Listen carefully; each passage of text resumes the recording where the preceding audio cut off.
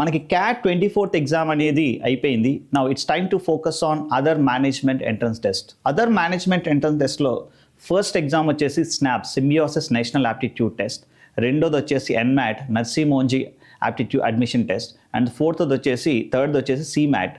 CMAT is the Common Management Admission Test, and దాంతోపాటు fourth వచ్చేసి TISSNET Tata Institute of Social Sciences National Entrance Test, and fifth వచ్చేసి Xavier aptitude test. ఈ 5 exams కూడా equally potential with cat లాగే ఉంటాయి, కానీ మంచి బిజినెస్ స్కూల్స్ ఉన్నాయి. దాంట్లో ఎస్పెషల్లీ జాట్ గురించి కానీ స్నాప్ గురించి కానీ ఎన్మ్యాట్ గురించి కానీ మాట్లాడితే మీకు టాప్ 20 బిజినెస్ స్కూల్స్లోకి వెళ్ళడానికి ఈ ఎగ్జామ్స్ హెల్ప్ అవుతాయి. మీలో ఎవరైనా సరే క్యాట్ ఎగ్జామ్ సరిగ్గా రాయలేదని ఫీల్ అయితే don't give up, focus on these exams.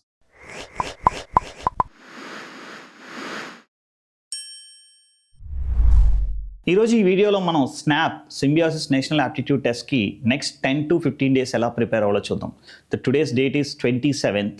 మనకి ఎగ్జామ్ వచ్చేసి December 7th ఫస్ట్ స్లాట్ ఉంది, December 14th and December 21st.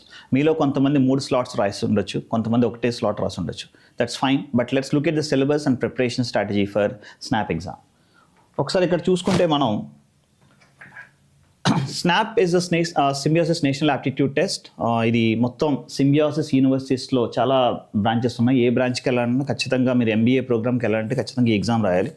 ఇది 60 minutes ఎగ్జామ్, 60 minutes ఉంటుంది, అండ్ దీంట్లో మనకి 60 questions ఉంటాయి. 60 minutes అండ్ 60 questions. ఈ 60 minutes 60 questions అసలు ఏ బిజినెస్ స్కూల్స్కి సింబియోసిస్ నుంచి అప్లై చేసుకోవచ్చు కూడా ఒకసారి మనం చూద్దాం. సో ఇక్కడ మీకు చూసుకుంటే అసలు సింబియోసిస్ అండ్ స్నాప్ ఎగ్జామ్ రాస్తే మనకి ఏ ఇన్స్టిట్యూషన్స్ ఆఫర్ చేస్తున్నాయి చూసుకుంటే దాంట్లో Symbiosis Institute of business management Pune, this is the best among the Symbiosis business schools. అన్నింటిలో కూడా బెస్ట్ వచ్చేసి పూణే, ఎందుకంటే సింబియోసిస్ స్టార్ట్ అయ్యింది పూణేలో స్టార్ట్ అయ్యింది. సో పూణేలో స్టార్ట్ అయ్యి మిగతా చోట్ల కూడా దే స్టార్టెడ్ ఎక్స్పాండింగ్.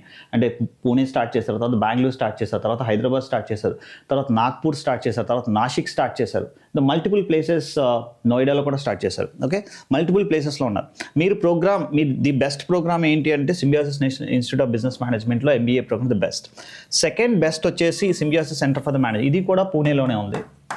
ఇది ది బెస్ట్ ఫర్ హెచ్ఆర్కి ఇండియాలో 3 ఇన్స్టిట్యూషన్స్ ఆర్ టాప్. ఒకటి వచ్చేసి XLRI జంషెడ్పూర్, రెండోది వచ్చేసి Tata Institute of Social Sciences టిస్నెట్లో HR కూడా చాలా బాగుంటుంది, థర్డ్ వచ్చేసి SAMHRD. ఈ 3 కూడా ది బెస్ట్. అంటే చాలా IIMs కన్నా ఈ HR ప్రోగ్రామ్ అనేది ఈ 3 కూడా చాలా బాగా చేస్తాయి. In case if somebody is very interested to get into the HR management side వెళ్ళాలంటే please try to aspire for SAMHRD.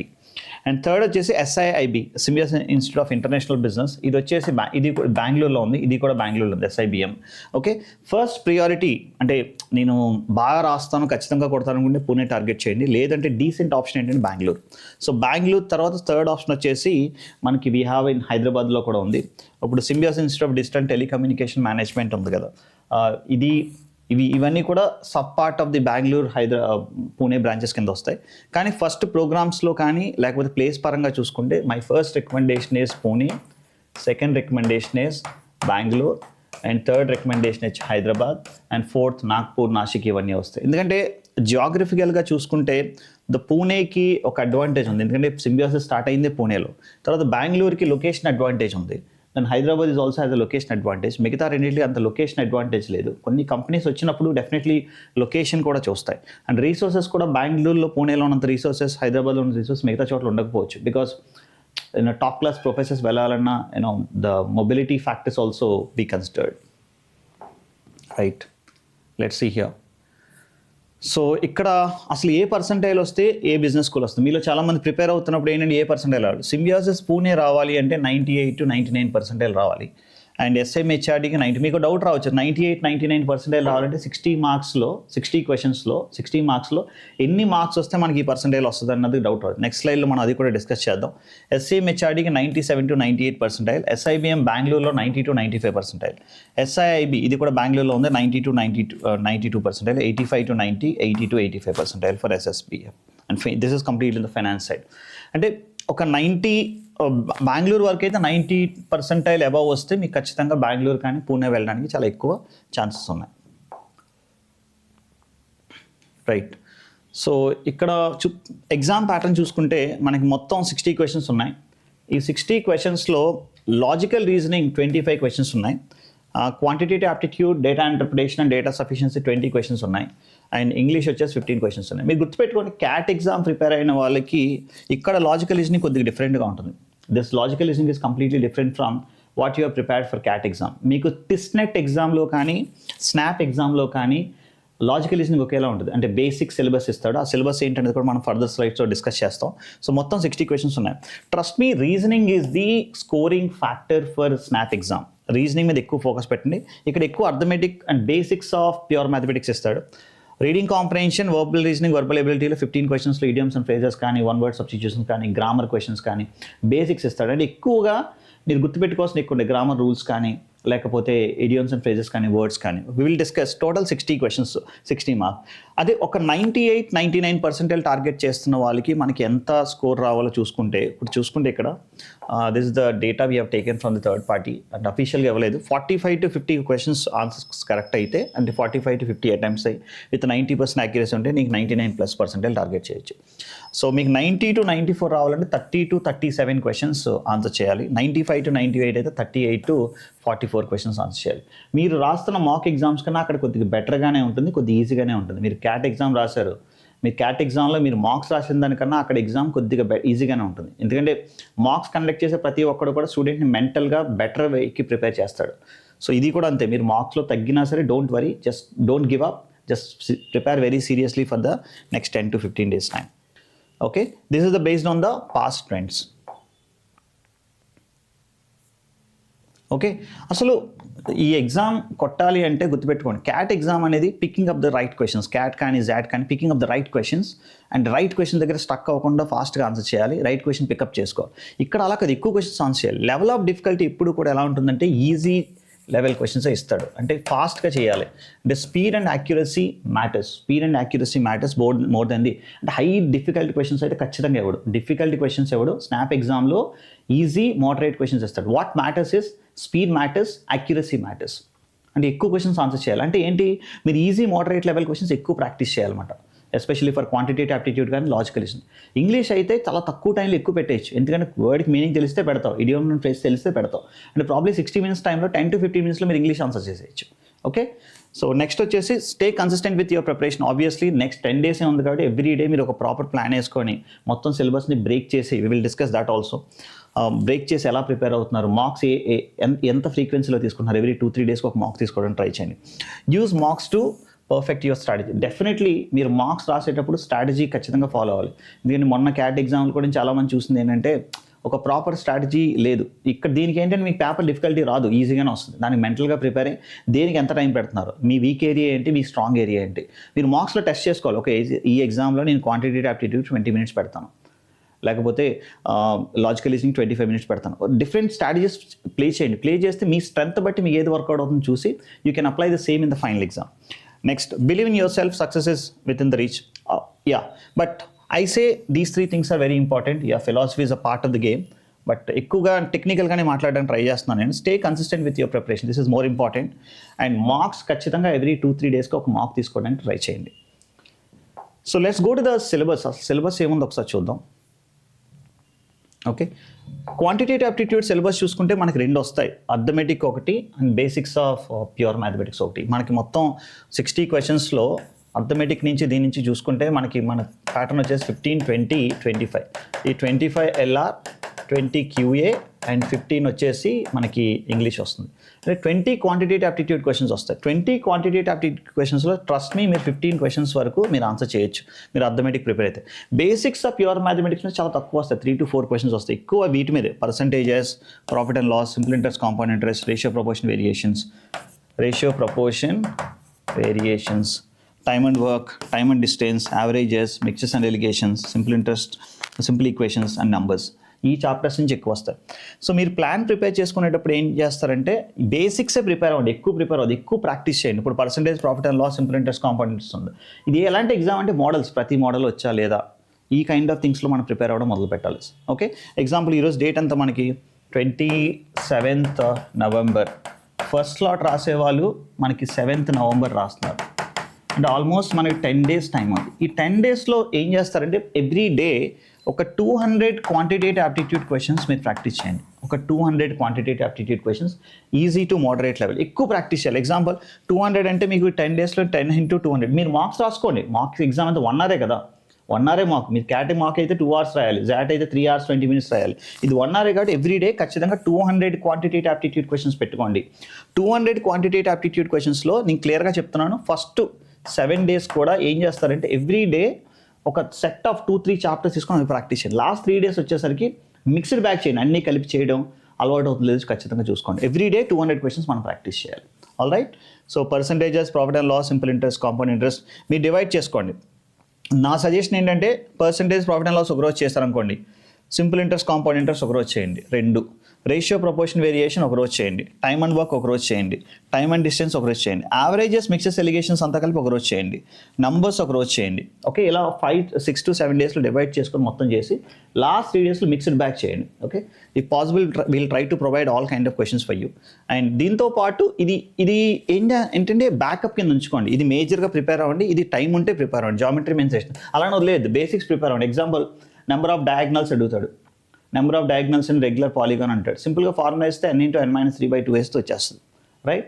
లేకపోతే ఈక్వలేటరల్ ట్రయాంగిల్లో లేకపోతే ఒక ట్రయాంగిల్ ఇచ్చి దాంట్లో 2 angles ఇచ్చి 3 angles అడుగుతాడు. ఇలాంటి చిన్న క్వశ్చన్స్ అడుగుతాడు. ఫండమెంటల్స్ ప్రాపర్గా ప్రిపేర్ అయ్యగలిగితే సరిపోద్ది. ఐ సజెస్ట్ మనకు తక్కువ టైం ఉంది కాబట్టి December 7th రాసేవాళ్ళు ఇది మాత్రమే ప్రిపేర్ అవ్వండి. December 14th and 21st కూడా రాస్తున్నా అంటే దీన్ని కూడా వదలొద్దు, ఇది కూడా ఫోకస్ పెట్టండి. All right.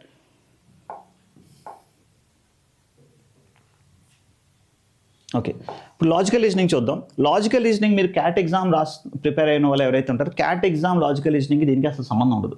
ఇది కంప్లీట్లీ డిఫరెంట్ బాల్ గేమ్. ఇవి ఎక్కువ ప్రాక్టీస్ ఉండాలి. ఇప్పుడు మిస్సింగ్ నెంబర్ కానీ రాంగ్ నెంబర్ కానీ రెండు కూడా నెంబర్ సిరీస్ కిందకి వస్తాయి. నెంబర్ సిరీస్లు ఇస్తాడు. అంటే ఎగ్జాంపుల్ ఇలా ఇవ్వచ్చు 2 3 5 7 అంటే దిస్ ఈజ్ అందరూ అనుకుంటారు డిఫరెన్సెస్ ఏమన్నాయి ఇవే చూసుకుంటారు. ఇది ప్రైమ్ నెంబర్, ఇది ప్రైమ్ నెంబర్, ఇది ప్రైమ్ నెంబర్, ఇది ప్రైమ్ నెంబర్. ఇక్కడ ఆన్సర్ 11 వస్తుంది. ఓకే, ఇలాంటి నెంబర్ సిరీస్లో వస్తాయి. క్యాలెండర్స్ క్వశ్చన్స్ అంటే 1947 August 15th ఏ రోజు పడింది, లేకపోతే 1947 August 15th ఫ్రైడే పడితే ఈరోజు ఏమవుద్ది అంటే basic calendar questions. Clocks time 3:20 అయింది, what is the angle between minutes and hours and. Okay, ఇలాంటి క్వశ్చన్స్ వస్తాయి. లేదంటే ఒక క్లాక్లో 9 hours ఉన్నాయి, 12 hours లేవు, బేసిక్ క్వశ్చన్స్ వస్తాయి. లేదంటే ఒక 12 hours టైంలో క్లాక్ 90 degrees యాంగిల్ ఎన్నిసార్లు చేస్తుంది, 180 degrees యాంగిల్ ఎన్నిసార్లు చేస్తుంది అంటే hours and minutes and together. Blood relations అడుగుతాడు. డైరెక్షన్ సెన్స్, అక్కడి నుంచి ఒక 20 kilometers నేను నా లెఫ్ట్కి వెళ్ళి అక్కడి నుంచి రైట్ తీసుకొని ఒక 30 kilometers వెళ్తాడు, మొత్తం డిస్టెన్స్ ఎంత ఉంది, ఇక్కడ నుంచి మొత్తం డిస్టెన్స్ ఎంత. Basic directions. కోడింగ్ డీకోడింగ్ క్వశ్చన్స్లో ఏంటంటే ఒక వర్డ్ ఇచ్చి దాన్ని డీకోడ్ చేస్తాడు. Okay, example Rama is decoded as KYZS. మనం కనిపెట్టాలి, +3 చేశాడా, *2 చేశాడా, *3 చేశాడా అంటే first of all A to Z letters అన్ని కూడా మైండ్లో ఉండాలి. A అంటే 1 అని, B అంటే 2 అని, G అంటే 7 అని, O అంటే 15 అని, T అంటే 20 అని, Z అంటే 26 అని, ఓకే, P అంటే 16 అని, ఇలా మైండ్లో ఉండాలి. ఇవి ఇన్ఈక్వాలిటీస్ అంటే 2 బేసిక్ సింబల్స్ తోటి లెస్ దాన్, గ్రేటర్ దాన్, ఈ కైండ్ ఆఫ్ థింగ్స్ నిర్మిస్తాడు. ఆర్డర్ అండ్ ర్యాంకింగ్, నీకన్నా ముందు 10 మంది ఉన్నారు, నీకన్నా వెనకాల 15 మంది ఉన్నారు, లేదంటే నీకన్నా ముందు 10 మంది ఉన్నారు, ఇంకొక పర్సన్ ఉన్నారు కృష్ణ అని, వాడికన్నా వెనకాల 15 మంది ఉన్నారు, నీకు వాడికి మధ్యలో 3 members ఉన్నారు. ఇలాంటి కైండ్ ఆఫ్ క్వశ్చన్స్ ఇస్తూ ఉంటాడు. క్యూబ్స్ ఇస్తూ ఉంటాడు. క్యూబ్స్లో 6 faces ఉంటాయి కాబట్టి ఇది 1కి ఆపోజిట్ 4 వచ్చింది, 3కి ఆపోజిట్ 5 వచ్చింది, 2కి ఆపోజిట్ ఎంత వచ్చింది. లేదా ఈ కలర్కి ఆపోజిట్ ఫేసెస్ ఇది వేసాం, దీని మీద 1 అని పెట్టాం, దీని మీద 2 అని పెట్టాం. ఈ కైండ్ ఆఫ్ క్వశ్చన్స్ క్యూబ్స్ మీద ఇస్తాడు. సిలాక్స్ questions, all cats are dogs, all dogs are monkeys అయితే ఆ రెండింటి నుంచి ఏం డెడ్యూస్ చేయొచ్చు. సిలాక్స్ ఇంకోటి ఏం డిడక్షన్స్ అంటారు.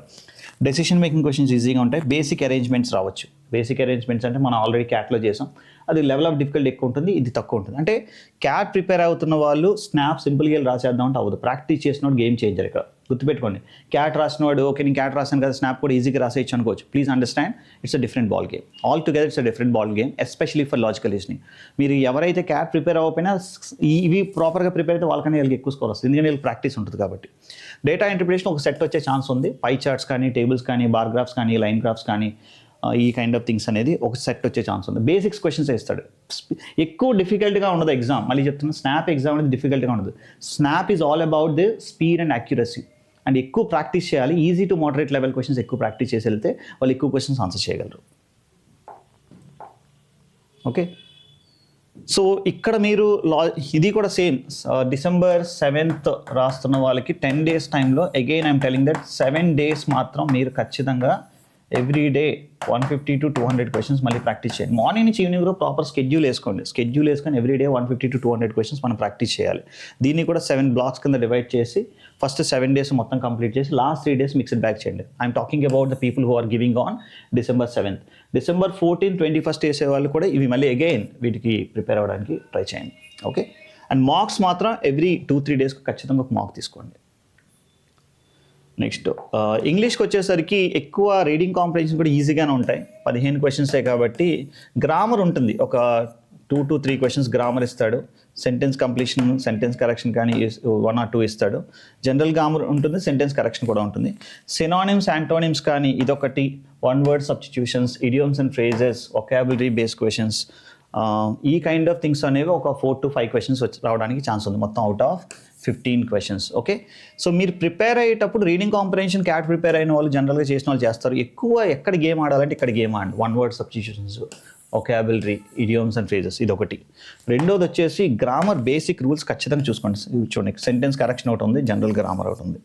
అండ్ వొకాబులరీ మీద అంటే ఎస్పెషల్లీ నేను చెప్పేదండి వొకాబ్ బేస్డ్ క్వశ్చన్స్ మీద, గ్రామర్ బేస్డ్ క్వశ్చన్స్ మీద ఎక్కువ ఫోకస్ పెట్టండి అని చెప్తున్నాను నేను. ఈ రెండే. అండ్ నెక్స్ట్ 10 days కూడా వొకాబులరీ, గ్రామర్, ఫండమెంటల్ రూల్స్ అన్నీ కూడా, పార్ట్స్ ఆఫ్ స్పీచెస్ కానీ, లేకపోతే సబ్జెక్ట్ వర్బ్ అగ్రిమెంట్ కానీ, డైరెక్ట్ ఇండైరెక్ట్ స్పీచ్ కానీ, యాక్టివ్ వాయిస్, పాసివ్ వాయిస్ కానీ, ఇవన్నీ కూడా ఒకసారి దయచేసి చూసుకొని వెళ్ళండి. వొకాబులరీ ఎంత వీలైతే అంత ఎక్కువ చదవడానికి ట్రై చేయండి. రైట్. సో నా సజెషన్ ఏంటంటే, యాజ్ ఐ మెన్షన్, ఎవ్రీ 2-3 daysకి ఒక మాక్ తీసుకోండి. మార్క్స్లో కూడా మీరు ఎక్కడ ఎంత టైం స్పెండ్ చేస్తున్నారు మారుస్తూ ఉండండి. లాజికల్ రీజనింగ్లో 20 నిమిషాలు టైం తీసుకున్నాను, 15 ఆన్సర్ చేశాను. లేదా 25 నిమిషాలు తీసుకుని ఇంకైనా పెంచొచ్చా. ఈజీ క్వశ్చన్స్ అంటే దీనికి సెక్షనల్ టైమింగ్స్ కూడా ఉండవు. మొత్తం మీరు తిరిగేయచ్చు, ఎటు కావాలితే అటు తిరగచ్చు. మీకు ఎక్కడ స్ట్రాంగ్ ఉందో అక్కడ మ్యాక్సిమైజ్ చేసుకోవచ్చు.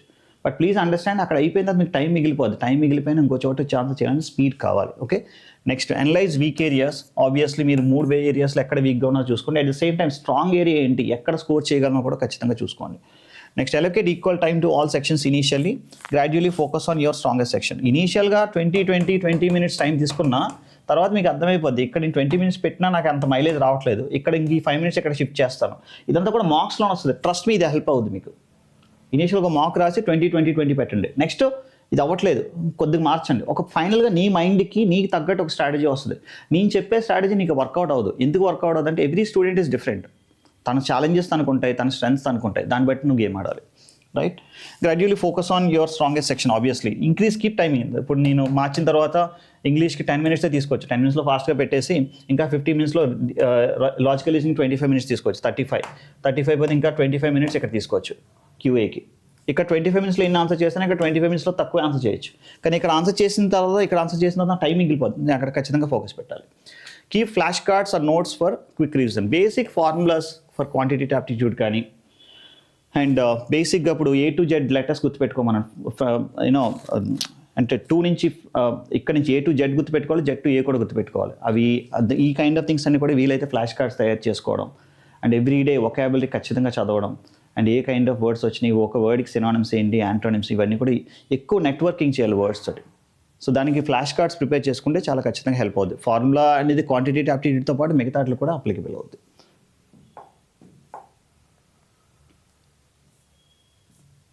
Okay, so that's it from my side. ఒక్కసారి మీరు చాలా క్లియర్గా ప్రిపేర్ అవ్వండి. మీకు ఏమైనా సజెషన్స్ కావాలన్నా కింద నెంబర్ పెట్టిన నెంబర్కి you can call to us, you can talk to us. We have a separate snap batch started just 2 days back. And CAT exam అయిపోయి నెక్స్ట్ డే ఇమీడియట్గా స్టార్ట్ చేసాం. Online classes are available. If anybody is interested please let us know.